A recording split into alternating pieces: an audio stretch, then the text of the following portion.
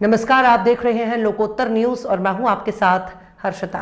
भोपाल में मध्य प्रदेश कांग्रेस कमेटी के अध्यक्ष जीतू पटवारी ने बीजेपी पर तीखा हमला बोला है। उन्होंने कहा कि बीजेपी का आचरण और चरित्र लोकतंत्र विरोधी है। पटवारी ने आरोप लगाया कि कुछ साल पहले मध्य प्रदेश में लोकतंत्र का काला अध्याय लिखा गया था। उनका कहना है कि चुनी हुई सरकार को गिराने के लिए विधायकों की खरीद फरोख्त की गई। उन्होंने कहा कि इसके बाद बीजेपी फिर से सत्ता में आई। साथ ही उन्होंने कुछ योजनाओं को लेकर भी सरकार पर सवाल उठाए।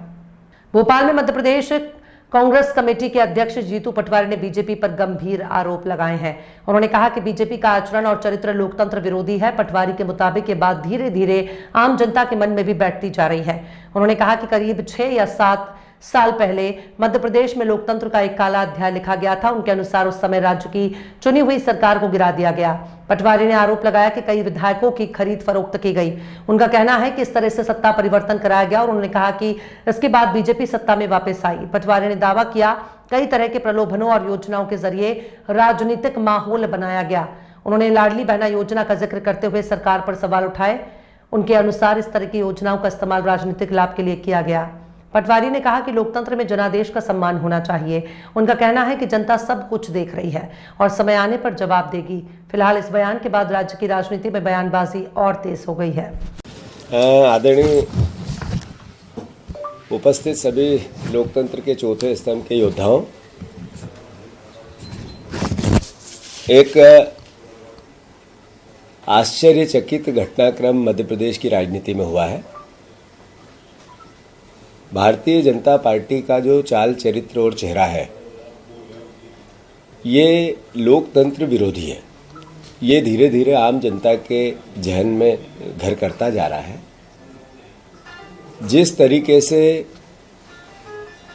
आज से 6 साल पहले 7 साल पहले मध्य प्रदेश ने काला अध्याय लिखा गया, लोकतंत्र में हमारी चुनी हुई सरकार की खरीद फरोख्त हुई, कई विधायकों को बेचा और खरीदा गया, फिर लाडली बहना और प्रलोभन की राजनीति पर भारतीय जनता पार्टी ने फिर से सत्ता बना ली। अब उसके बाद एक अभियान के रूप में भारतीय जनता पार्टी ने विपक्ष के नेताओं को पार्टी ज्वाइन कराने को लेकर एक जो लोकतंत्र का एक दूषित चेहरा देश के सामने, प्रदेश के सामने लेके आए, वो पूरे प्रदेशवासियों ने, देशवासियों ने देखा है। विजयपुर की जो चुनाव की जीत थी वो लोकतंत्र को ताकत देने वाली और भारतीय जनता पार्टी के जो षड्यंत्रकारी सोच, विचार, कारनामे, उनको धत्ता बताने वाली थी। आज प्रदेश के राजनीतिक कार्यकर्ताओं को और प्रदेश के आम जनमानस को ये महसूस हो गया कि जो लोग भारतीय जनता पार्टी में अलग अलग पार्टियों से, कांग्रेस पार्टी से भी गए थे, आज उनकी स्थिति क्या है। मैं समझता हूं कि 99.99% लोग बेरोजगार हैं। ऐसे में एक आदिवासी विधायक सामान्य सीट से चुन के कैसे चला गया, भारतीय जनता पार्टी को ये नागवारा गुजरा।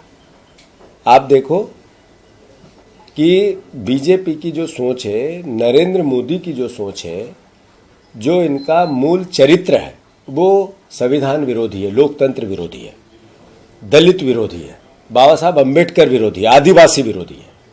यही सोच था कि जिसने नेता प्रतिपक्ष एक आदिवासी है, वो सवाल करता है खड़े होके, तो भारतीय जनता पार्टी का एक मंत्री उसकी औकात पूछता है, उनकी औकात पूछता है।